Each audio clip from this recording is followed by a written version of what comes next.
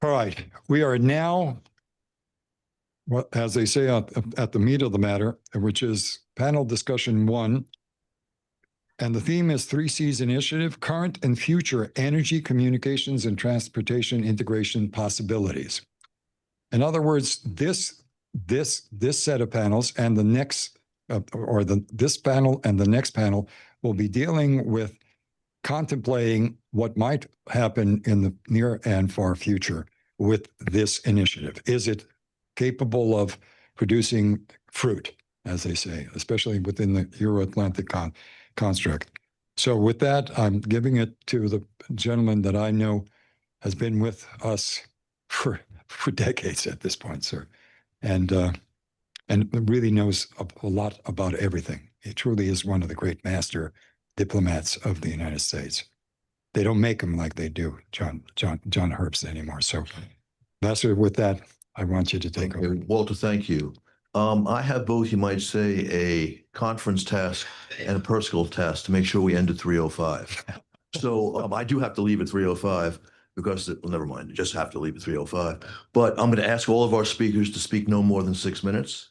I understand you could go on for much longer, but if we're going to have a chance for some interaction and to be done on time, so you're back on schedule, and to have maybe an audience question 1 or 2, 6 minutes max. And I'll cut you off at 7, and I can be pretty direct at that, okay? So just 1 minute worth of introduction. 3Cs Initiative has been around for over a decade. I think I was there at the birth. There was an Atlantic Council meeting in Istanbul, I think it was 2014, and I had nothing to do with it, but it was a sound concept. And it has gathered some momentum over the years. Some is chosen with care because it's not nearly enough to truly be effective. Having said that, there is progress. It's a worthy project. And even the way the structure of the conversation thus far, the excellent previous presentations, essentially was making connections to individual countries. If they had an interest in a project, then there was money there for it. There was an issue there for it. If not, it kind of started along. And I attended a couple of 3Cs high-level meetings, and I was always underwhelmed by the group discussion because, again, you could feel that dynamic of certain interested countries and others not, and not enough to get it really moving. And even our panel is based on the notion that countries are very important in this. So this is all done by people responding for different countries. Now, I'm not meant to be a downer. I think this is an excellent idea. I think it has a future, but we haven't gotten critical mass or momentum yet, in my judgment. With that, okay, according to the schedule, I'm supposed to call on Ambassador Zuckerman. Is he on screen? Yeah. Ambassador Zuckerman, over to you, please, 6 minutes. I'm over your shoulder. I'm looking down on you. How are you? That's I would expect nothing less. It's a pleasure to be here with everybody. Thank you. I want to very quickly echo your sentiments as the theme was set forth of the possibilities of 3Cs. And I think the possibilities of 3Cs are enormous. Unfortunately, they haven't been met yet. Part of it is funding. Part of it is the membership of the 3Cs spending the first few years debating where to have next year's meeting and what should be on the dinner menu. Not much got done. Thereafter, they got an investment banker involved, which decided that they would support entities and projects in the various member states, which had no less than 15% ROI. And my objection to that when I was ambassador to Romania was if you had entities that had no less than 15% ROI, why in God's name would you need 3Cs to advance them? Investors would come pouring in the door. So I see that as one of the big problems. The other problem that we keep forgetting about is China. We have this axis of evil that we've heard so much spoken about, China, Russia, and Iran. We have been at war, in my opinion, for any number of years now. Not since Crimea was invaded, not since the eastern regions of Ukraine have invaded, but before that, Georgia was invaded, Belarus, look at the residual effects in Serbia, Bulgaria, other countries, and we see Russian and Chinese fingerprints all over that. Having said that, and coming back to Romania, I think there are a number of projects that are worthwhile and should be done by somebody. Whether 3Cs is capable of doing them or not remains to be seen. In terms of infrastructure, we have something called Via Carpathia, which would unite the Black Sea seaport of Constanza in Romania, which parenthetically is the best deep water port on the Black Sea, through a road, a highway that would go from Constanza to Bucharest and then up along the western edge of Romania next to Serbia and then next to Hungary, cross a little bit of a corner in Slovakia and then into Poland. Given the realities of the last 3-4 years, people have suggested an addition to that or a replacement of that route with a route from Constanza basically going straight up into Ukraine and then making a left turn someplace in Ukraine and going into Poland. The two, we need to keep in mind that the two countries that would be primarily the basis of reconstruction and are currently the countries that most of the aid for Ukraine flows through are Romania and Poland. So having this type of highway facility would be a great benefit currently and in the future. Also, there's a railroad component that initially was considered. It's called Rail to the Sea, that would run basically alongside the highway, along the route I first described. Again, that should be considered and modified to go up into Ukraine and then over into Poland from there. Then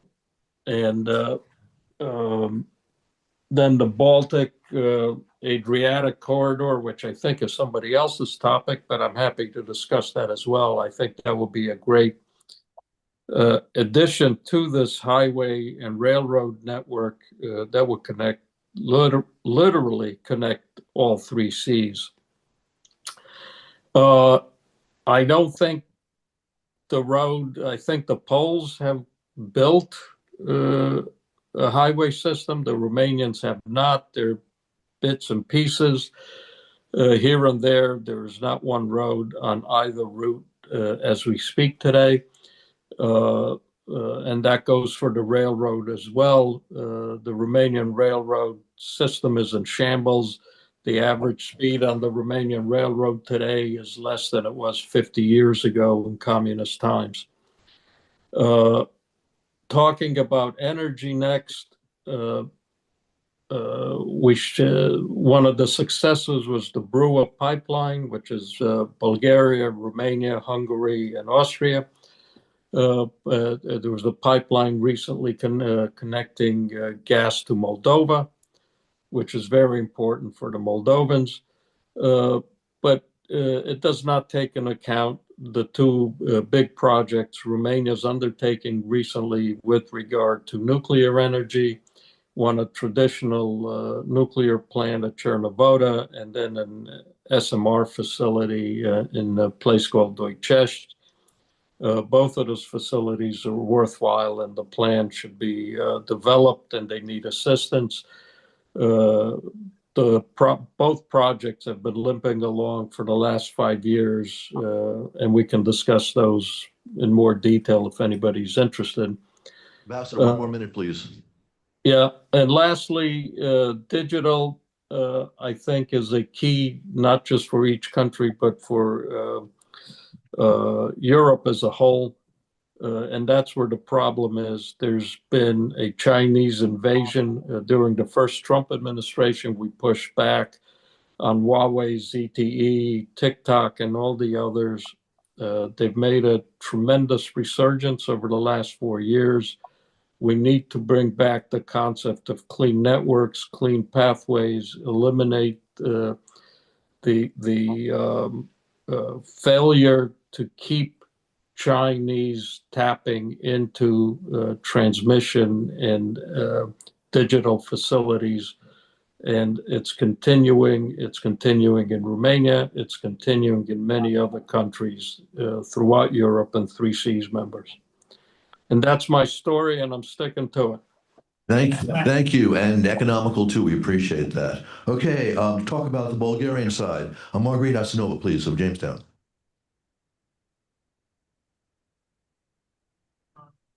Is it on? All right.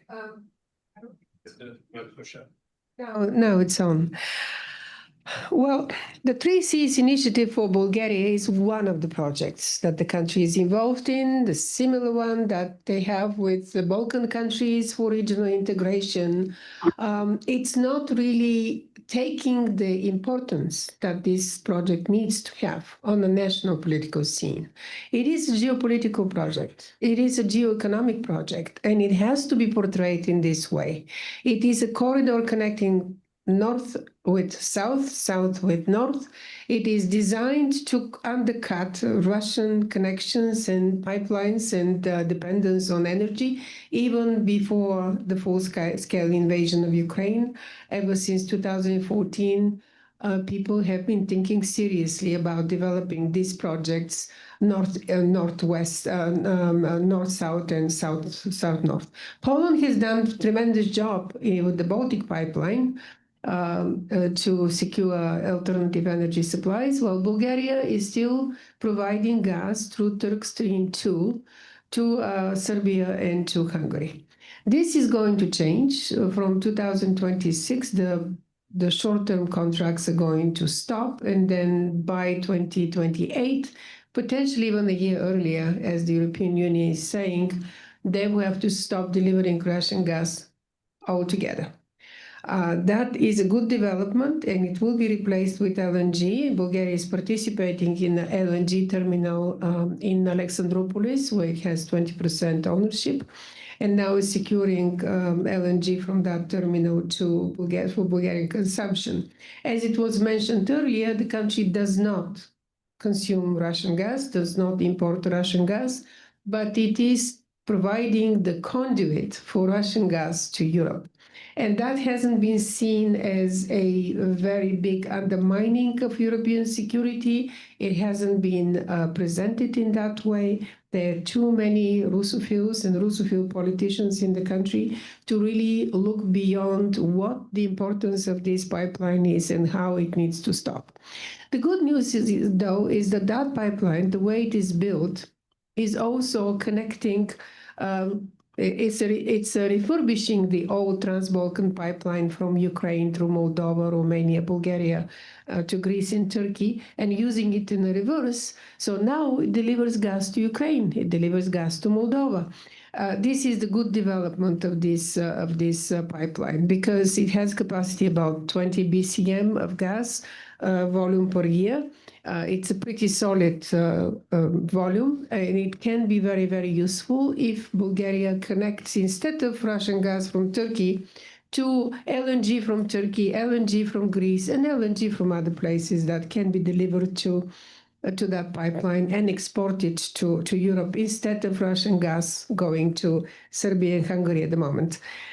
Talking about energy, the only energy part of the Bulgarian hope for financing from the joint fund of the 3Cs initiative is the expansion of the Chiren gas storage. This storage has been on the books, on the plans for a very long time. It's a critical project for the European Union. It's supposed to receive money from many sources, including European Union, European Commission. And we're talking about expansion from 0.5 BCM to 1 BCM. It's really small quantity, but it's 1/3 of what Bulgaria consumes. So for Bulgaria, it's a very important project. I don't see it as important for the 3Cs initiative, but it's an additional security of the country. The other three projects that are on the books are railways from Ruse to Varna, between Varna and Burgas, and a pass in mountain pass in Petruhan that needs to be expanded. This has a connection to interconnectivity, of course, and also a connection to Romania through Ruse. Ruse is on the other side of the Danube. So it's a good connection between the two countries and further expanded to the north and to the south. But I think these infrastructure projects are going to have a lot more military security implications in the future, because they will be the roads to deliver munitions, to deliver equipment, to move troops if needed. This is going to be much more important for physical security of the region. But right now, Bulgaria is dealing with the Lukoil refinery, which is being sanctioned by the Trump administration, and something needs to happen. They wasted 4 years, to figure out what to do with Lukoil refinery. Germany nationalized the Russian refineries. Bulgaria was dragging its feet, did not do it on time, and now it's a kind of a shotgun a decision to what to do. So a law is already adopted to nationalize the refinery, but the new governor would not be responsible to anyone, not even to court, for his decision. So it's a very driven by mafia interests, frankly, and who is going to really get hold of that refinery internally in Bulgaria. And Dilan Peevski, leader of one of the Turkish parties in Bulgaria, has expressed desire to control and own that refinery. And he's the quintessential representative of the mafia, because he's even on the Magnitsky list here in the United States. So these developments are not really good for Bulgaria in terms of who is going to have control of the energy assets and what is going to happen with them. Right now, they're hoping to get extension from the Trump administration in order to postpone the sanctions. But again, a problem that should have been decided a long time ago, and together with the gas deliveries and gas infrastructure, and now this is the largest refinery in the Balkans. It's going to have huge implications for the entire region, of course. And now with the Lukoil refinery, we see the lack of strategic thinking, the lack of perceiving those important connections between North and South, the Three Seas initiative, as critically important to push back on Russia and to provide for more energy security for the entire Intermarium region, not only for one country at a time. I'll stop here and we'll talk about military security later. Choice. Thank you. Excellent presentation. Okay, next we have the Moldovan dimension with Steve Nix of IR. Steve, over to you. When were you last in Chisinau, by the way? I spent almost all of September in Chisinau because of the elections. I knew you'd say something like that. So, thank you, John. And in my previous life, I used to argue motions in DC Superior Court down the street, where the judges only give you 3 minutes to argue the motion. So I'm well trained and will comply with your time limits. In fact, I'll be quicker than most. You can't talk about energy without discussing politics. The two issues are intertwined. So I'm very pleased to be able to talk to you today about Moldova's plans for energy independence because of the electoral result. Last year's presidential election, where Maia Sandu was reelected, and the recent September elections, where her party PAS won reelection and formed a one-party government in Moldova. Had they not won this election, we'd be faced with a situation where a pro-Russian parliament would form a pro-Russian government.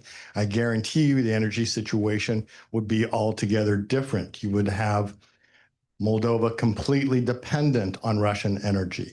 And that's the point I want to get to, that Moldova possesses no hydrocarbons whatsoever. No oil, no gas, not even coal. Historically, they imported all of their energy from the Russian Federation. That ended with Maia Sandu's election as president, and again, made distinct efforts with the invasion of Ukraine to wean itself off of Russian energy. The only weak point in that recently was that Russian gas was still being transported to Transnistria, free of charge, 100% subsidized by the Russian Federation, converted into electricity in Transnistria, and then sent on to Moldova. So Moldova was continuing to supply itself with electricity due to Russian gas. Maya Sandu's taken steps to end that, as the ambassador alluded to earlier. Now Romania and other countries are supplying Moldova's electricity. So again, this move with the Sandu administration away from Russian dependency is a really important landmark for the future of Moldova. And it's been noted in the recent EU Commission report on the progress of the candidate status countries, including Ukraine and Moldova and others. All of these energy achievements received great notice in that particular report.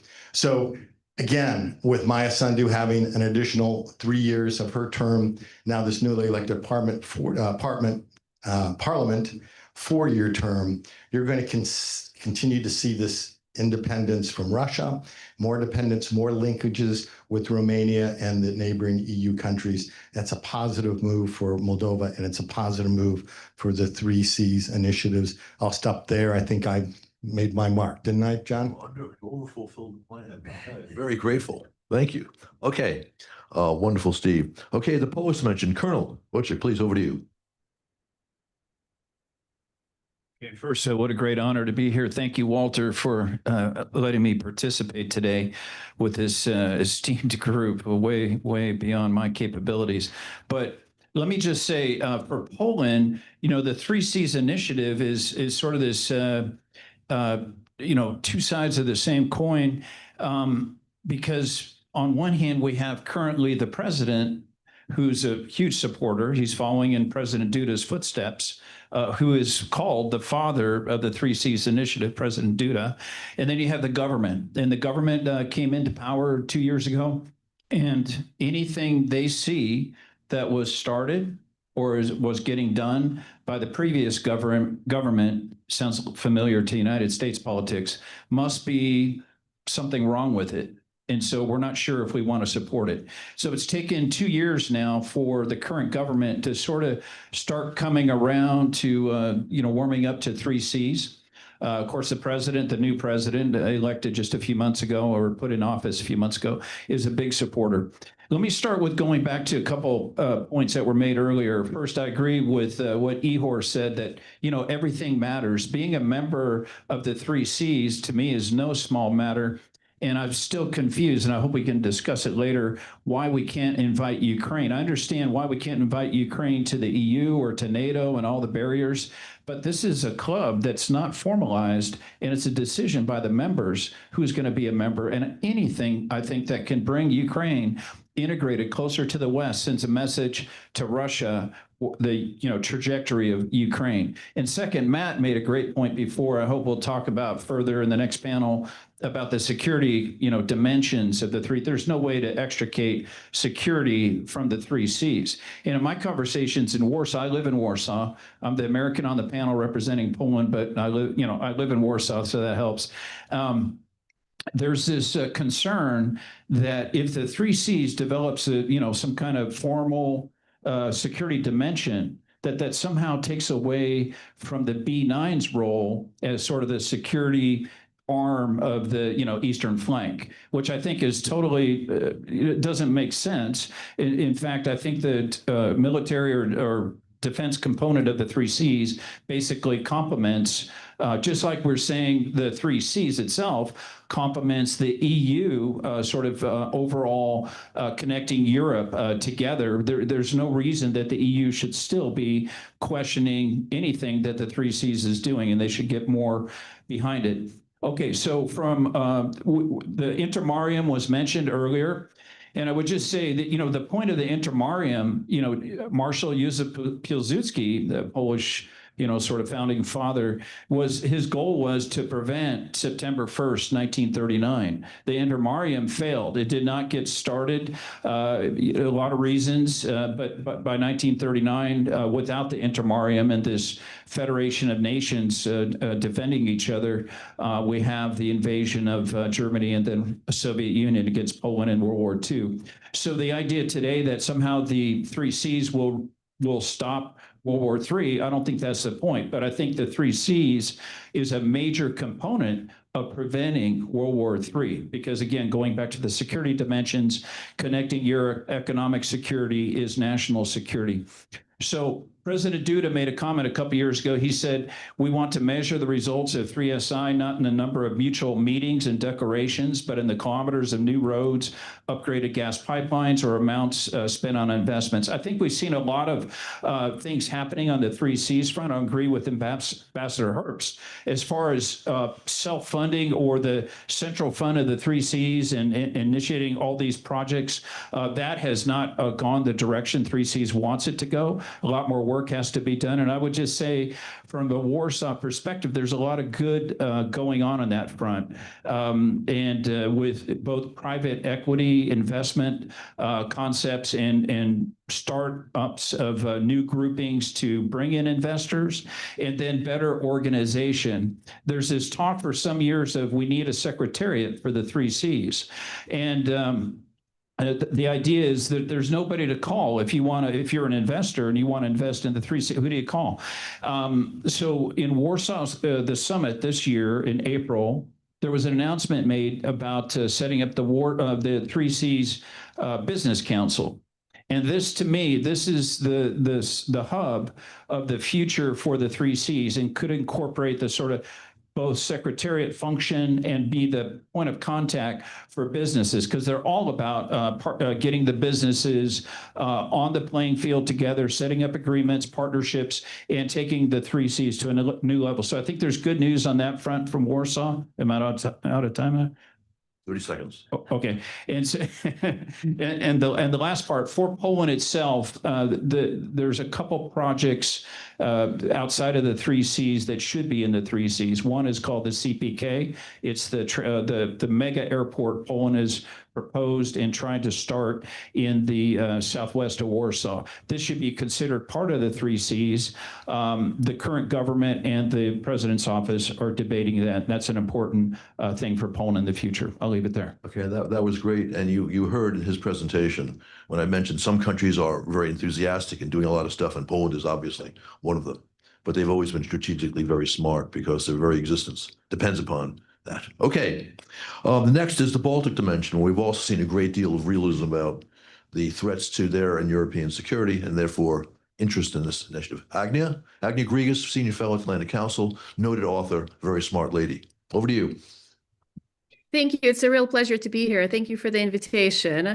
And, as I'm speaking to you from the Baltic perspective, here specifically from Vilnius, Lithuania, on NATO's front line, here today, the 3Cs initiative really is being viewed a lot more than just a technical regional project. It's really a way for the region to become physically connected, to connect the security, economy, and the democracies to the rest of Europe. The Baltic states have done quite a bit when it comes to their infrastructure, particularly energy infrastructure. A lot has been accomplished. Some of this has been within the framework of the 3Cs initiatives. Others have been outside of this framework. But the results are evident. Since the war, Lithuania and the other Baltic states were the first to declare that they're not going to import any fossil fuels from Russia. And they have been successfully able to do that, which is actually a phenomenon, since given that really, 15 years ago, they were completely dependent on Russian energy sources. So that has been accomplished by the Klaipėda LNG import terminal. The Inčukalns gas storage in Latvia is also, a nice infrastructure asset. But if we're looking specifically at the 3Cs initiative, the GIPL, the gas pipeline that connects Lithuania and Poland, has been a very significant project. And it allows this region to connect to the European gas grid along the kind of north-south axis. Another big project has been the Baltic states synchronization, completed desynchronization from the Moscow grid, from the Russian grid, BREL, and now synchronization with the continental Europe. So again, that's another big project that's completing ending in essence some of the Soviet infrastructure legacy. Some of the next phase priorities, really, that's completing the north-south energy interconnection, from electricity synchronization to expanded interconnectors in the region, to more cross-border storage and greater LNG capability and capacities. If we're looking at transportation, one big project from 3Cs is Rail Baltica. So it's essentially moving this region, the Baltic region, to a European standard gauge, and essentially linking the railway systems of Estonia, Latvia, and Lithuania via Poland with the rest of Europe, and even connecting the Baltic Sea to the Adriatic and onwards. So this will be very important for the flow of movement and people, of goods and people, and really will facilitate supply chains through EU territory, rather than currently there's still some movement, well, less and less so after the war, but previously there was a lot more detouring through non-EU neighbors. So these are some of the critical infrastructure pieces.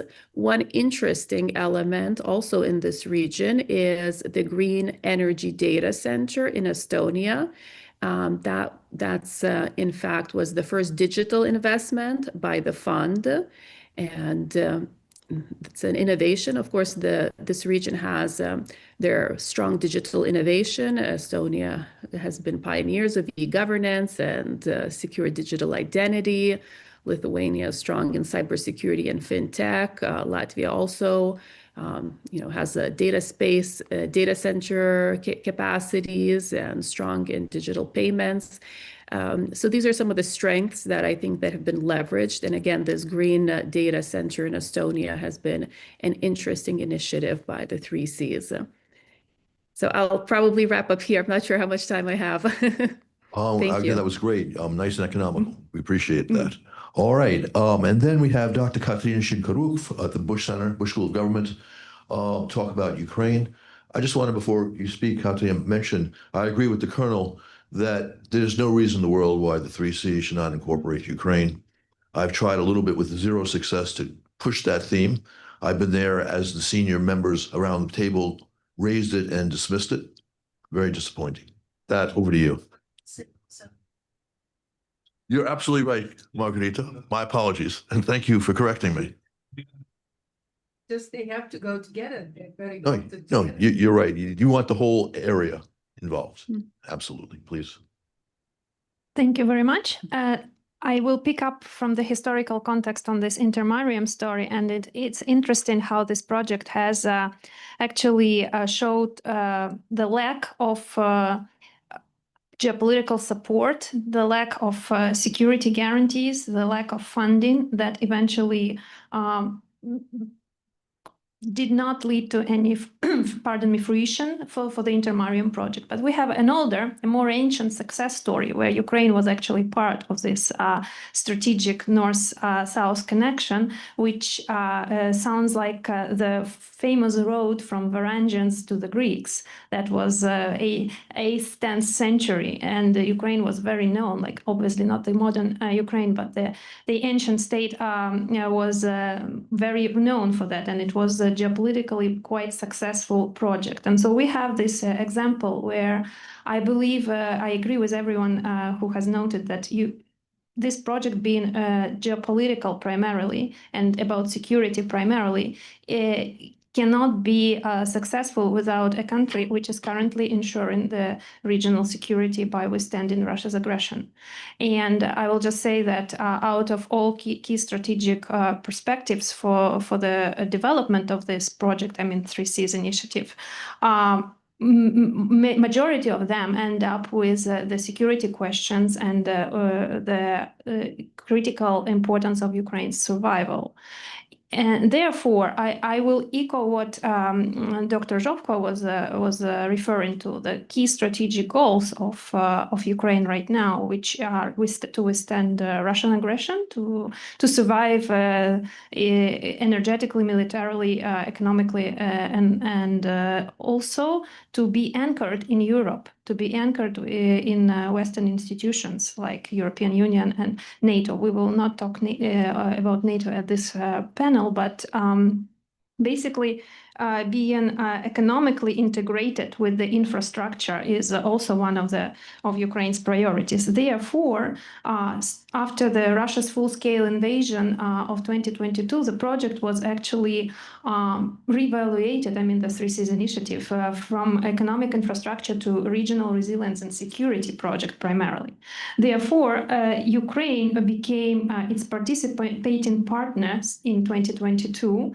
Following its application for EU membership. And now it has the status of associated member state, which again, I agree that should be transitioned to full membership. Whether there is currently political will for that, that's a different question, but this is something that we definitely should keep advocating for. When it comes to the challenges and limitations of the project, there are some broader ones that are relevant for all the participating states, but there are also some that block particularly efficiency of Ukraine's participation. So there are some like underfunding, obviously, questions. The project delivery lag, out of 143 projects, only 14 have been completed so far since the organization's inception. There is no standing secretariat, as it has been already mentioned. So there is basically weak institutionalization. There is also political heterogeneity, meaning like we know there are some countries who are less interested in working towards countering Russia's aggression and energy dependence. And we also need to be cognizant of the fact that there is currently a question about sustainability of transatlantic unity and US-EU commitment to pursuing further the goals of reinforcing that alliance in economic way. There have also been some allegations about there has been no official position to the best of my knowledge from the current administration about the Three Seas Initiative specifically, but there has been some overall understanding that it prioritizes bilateral over multilateral cooperation. When it comes to Ukraine particularly, of course, the lack of full membership also limits its decision-making capabilities, its access to the project's funding. So again, this is something that should be addressed from the institutional perspective. There could be even a Ukraine liaison desk established potentially.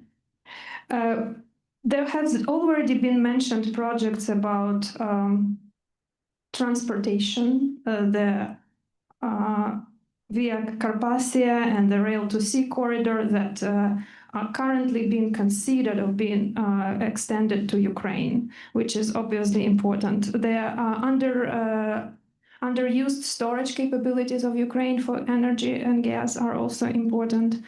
I understand that we are short of time, so I will probably stop there, and I will just underline that from the security perspective, Ukraine is critical to this project. Thank you. Thank you. Thank you. Mark.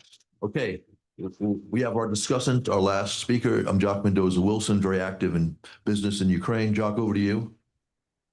Hi, good evening from Kiev. If my screen looks a bit funny, it's because we have a power cut.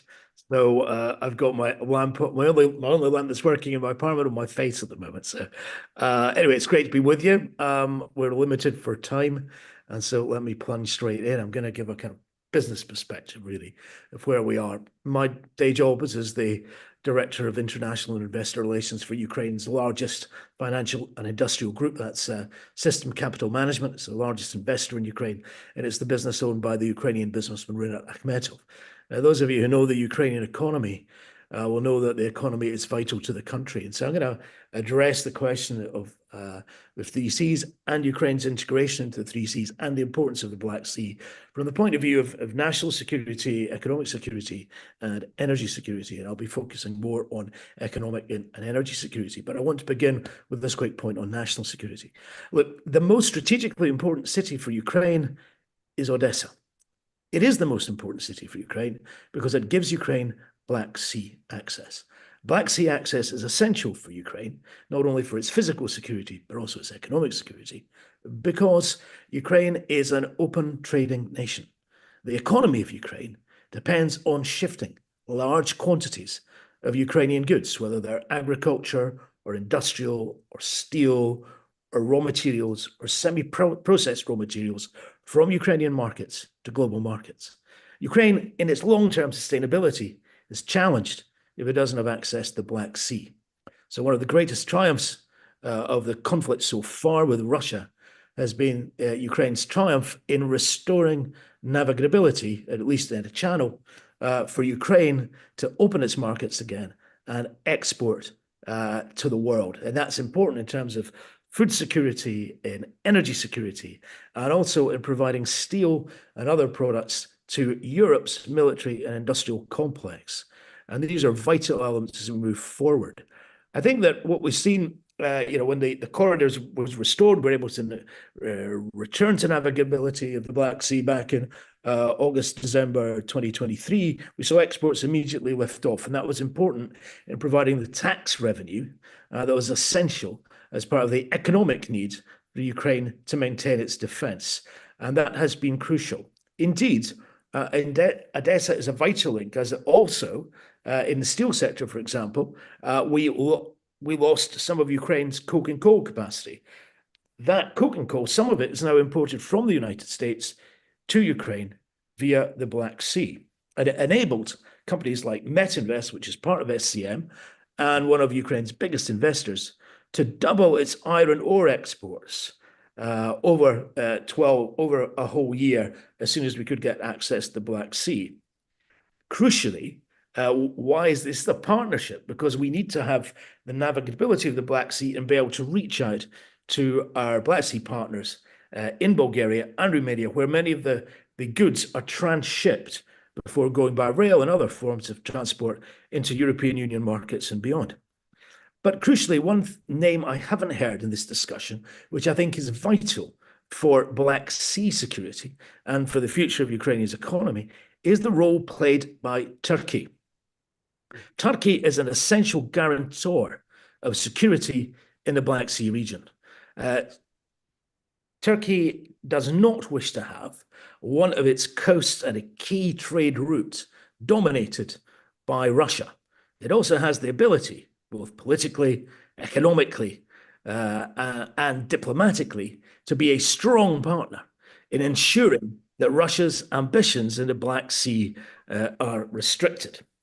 Let me move on, because time is tight today, on to another area which I think is vital, which is talking about the future and talking about energy exports. Until recently, and you know why I'm sitting in the dark tonight, it's because of the heavy attacks on Ukraine's energy system. There was significant volumes of exports going from Ukraine's electricity industry out to nearby neighbors in the Black Sea in Romania and Moldova. And I think when you look forward to a period, we hope in the future, you're going to see significant integration of the regional energy systems, particularly in the Black Sea area between Bulgaria, Romania, and Moldova. And indeed, DTEC, which is also part of SCM, is already investing heavily in the Romanian renewable sector, and soon will be able to export from Romania to Ukraine renewable energy, providing that these links are strengthened. And I think that one of the most important aspects of Ukraine's energy security during the war was the steps taken in the early days of the conflict, when Ukraine rapidly, within 2 weeks, was able to join the European Union energy system, the electricity system. So we were able to both import from Poland exports Poland and exports to other countries like Hungary, Moldova, and Romania. So in the longer term, this concept of integrated energy security in the region is essential and gives positivity for both the mutual security, energy security and mutual interdependency, and indeed security of the region. So I think that is something that we should look upon in the future as being essentially important. Already, in terms of gas importation, Ukraine is importing LNG from America that's flowing into Greece, then through pipelines to Ukraine, and helping Ukraine with its current gas deficit. And in fact, DTEC, one of our energy businesses, has signed a 20-year contract with the United States to import LNG into Ukraine and into the region. So we are seeing already the vital role that the Black Sea is playing in Ukraine's national security and economic security, and we'll see that strengthen, I believe, in the future. And I hope, as every speaker said quite rightly, Ukraine is an essential element of this and must become a member of the Three Seas Initiative. It is quite ridiculous that at this time of conflict that we're not harmonizing our resources, both economically and in security, to ensure that happens. And I hope that will be a next step at the next meeting of the Three Seas. I know we don't have much time, so I'm going to draw my comments to an end right there. Thank you. Thank you, Jock. Also nice and economical and very smart. All right, we actually have time for 2 questions, one after the other. No commentary, just a question. Anyone have a question, please? So in our analysis... No, question. One issue with Ukraine being a member of Three Seas Initiative is that most of the funding comes from the EU. And so one way to get around this would be if the Three Seas Initiative had some type of budget in itself. So I'm wondering for the panelists, what do they think about the political palatability of these countries contributing some portion of each year budget to make some fund that they could that's not controlled the process? Thank you. Other question? All right, I'll go just try this one then. The research fund. Please.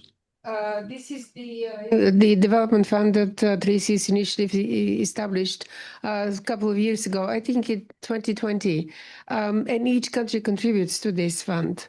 So what the contributions are, I know Bulgarian government, the Bank of Development of Bulgaria contributed 20 million, which is nothing. Other countries probably contributed more, but you're absolutely right. There should be a development fund and it should be expanded, but the criteria for participation of the Three Seas initiatives, instead of being European Union member, should be member of the European Energy Community. And also, these countries receive funding from the European Commission for infrastructure projects, for energy projects. They are candidate countries and they are pre-accession funds that they are accessible to them. So not being a member of the European Union should not be an obstacle for that. Anyone else want to jump in? May I? To add to this point, that it seems really strange to me that, decades ago, we were talking about, we're going to get this country, Poland, into NATO. And then it will give them some breathing room. Economically, they can prepare to join the EU. And it was these very high bars. And now we're saying somehow Ukraine has got to get to the EU before it can join the Three Seas Initiative, which is a much less formal organization, and they should be invited now. Again, anything that gives a signal to them from us and from into Moscow that they're going to be fully integrated into the West is a good thing. And then on the initiative fund, that first fund is spent.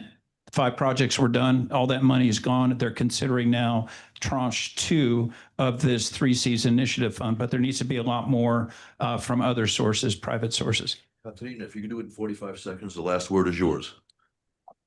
Thank you. I would say that it's about rebuilding and reconstruction funding for Ukraine. It could be aligned with those projects totally. Quick question. No comment.